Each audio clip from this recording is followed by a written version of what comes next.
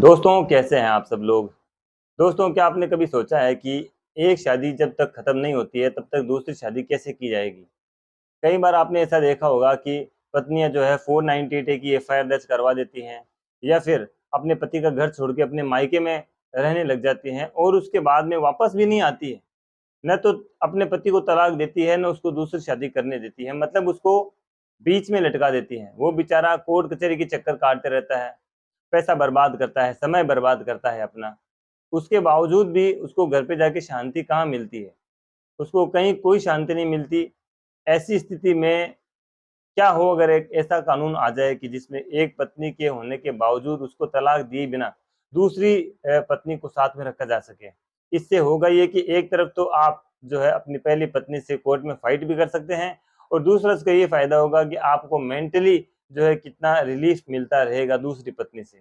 दोस्तों ये बात मैं इसलिए कह रहा हूँ क्योंकि ज़्यादातर जो है आप देखते हैं पारिवारिक अदालतों में किस तरह से पत्नियां जो है पति को सिर्फ और सिर्फ तंग परेशान करने के लिए या फिर उनसे पैसे ऐंठने के लिए या फिर कई बार ऐसा होता है कि वो ससुराल में आके शादी तो कर लेती हैं। जब जो ससुराल में आ जाते हैं तो जब उनका जो बॉयफ्रेंड उनका अपने पीयर में जो है बॉयफ्रेंड जिसको छोड़कर आई हैं, उनसे उनका मोह जो है छूटता नहीं है। और जब जब भी वो अपने मायके जाएँगी, तो वहाँ पर अपने पीहर जाएँगी तो वहाँ पर वो उस बॉयफ्रेंड से मिलती है, उनसे बातें करती है। और ये जो चीज़ें हैं ये जब उसके पति को पता चलती है तो उसके बाद में उसको इस बात का भी उस पत्नी को इस बात का भी जो है प्रॉब्लम होती है कि मेरी ये बात अब मेरे हस्बैंड को कैसे पता चल गई। तो इस बात को लेकर जब उनके बीच में झगड़े होते हैं, तो वो अपने घर पे जाके बैठ जाती है। वहाँ से जाकर वो अपने पति के ऊपर कई तरह के केस करती है, 498 करती है, डोमेस्टिक वायलेंस करती है, सीआरपीसी के 125 में वो खर्चे की एलिगेशन लगाती है। तो जब इस तरह के केसेस पति के ऊपर एलिगेशन लगा के पत्नी के द्वारा कर दिए जाते हैं, तो वो दूसरी शादी भी नहीं कर सकता जब तक कि पहली पत्नी को तलाक ना दे दिया जाए। और पहली पत्नी जो है, अपने पति से खर्चे की माँग करती है, वहाँ बैठे-बैठे वो खर्चा लेती रहती है, उन खर्चे के पैसों से वो क्या-क्या करती है, ये सब आपको मालूम है। उसके बावजूद भी पति के ऊपर कितना प्रेशर होता है कि वो उसको अपने परिवार को भी सँभालना होता है और अपनी जो है इस रिलेशन को भी सँभालना होता है, जहाँ पर वो कोर्ट कचहरी के चक्कर भी लगाते रहता है।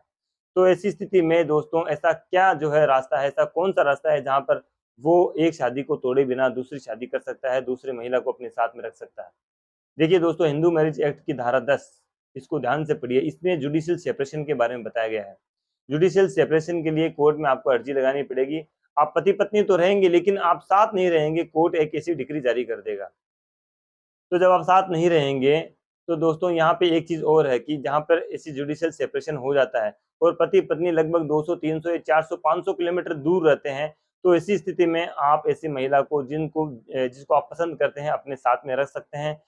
तो होगा ये कि अब जहाँ पे डिस्टेंस ज़्यादा होता है 400-500 किलोमीटर का, दोस्तों वहाँ पे आपको मालूम है कि कौन क्या कर रहा है, कैसे रह रहा है, इसके बारे में किसी को कुछ भी पता नहीं चलता। हाँ, कोई अगर अपने पड़ोस में है, कोई नज़दीक है 5, 10, 15, 20 किलोमीटर के एरिया में तो सबको मालूम होता है कि कौन किसी के साथ में रह रहा है। तो जब आप इतना डिस्टेंस पे रहोगे तो किसी को मा क्या ही मालूम पड़ने वाला है कि आपने दूसरी शादी कर भी ली है या आप किस तरह से रह रहे हो। दोस्तों मैं लिव इन रिलेशनशिप को भी इसमें ऐड करना चाहूँगा। जब आप किसी महिला को साथ में रखोगे तो आप उससे शादी मत करिए, क्योंकि शादी करोगे, कानून में शादी करने की इजाज़त नहीं है। आप उसके साथ में रह सकते हो as a wife, as a husband wife आप साथ में रह सकते हैं, पति-पत्नी के सारे फ़र्ज़ आप निभा सकते हैं। तो आपको शादी नहीं करनी है, आप उस महिला को साथ में रख सकते हैं। अधिकार और कर्तव्य आपके वैसे ही होंगे जैसे एक पति-पत्नी के होते हैं। लेकिन आपको लिव इन रिलेशनशिप के कानून के तहत आपको एक-दूसरे के साथ में रहना है और आपको भनक भी नहीं नहीं लगेगी सामने वाली पार्टी को या आपकी पत्नी को कि आप किसी के साथ में रह रहे हैं। बशर्ते कि आपको हिंदू मैरिज एक्ट जो है उसकी धारा 10 में जुडिशियल सेपरेशन के लिए कोर्ट में एप्लीकेशन लगानी है। जब कोर्ट से इस धारा में डिक्री जारी हो जाती है और आप दोनों बिल्कुल अलग-अलग रहने शुरू हो जाते हैं, तब आप यानी एक पक्ष जो है किसी दूसरे पार्टनर को अपने साथ में रख सकता है as an live in relationship.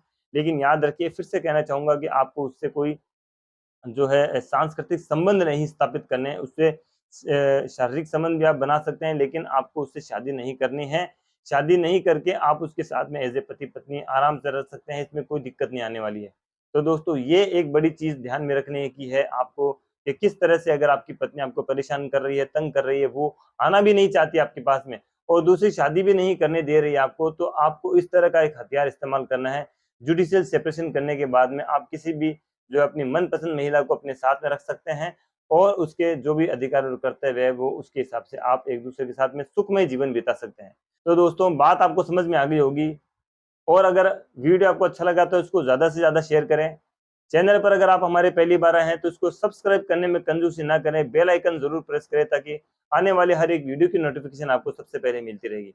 दोस्तों ख्याल रखिए, सुरक्षित रहिए, तब तक के लिए जय हिंद।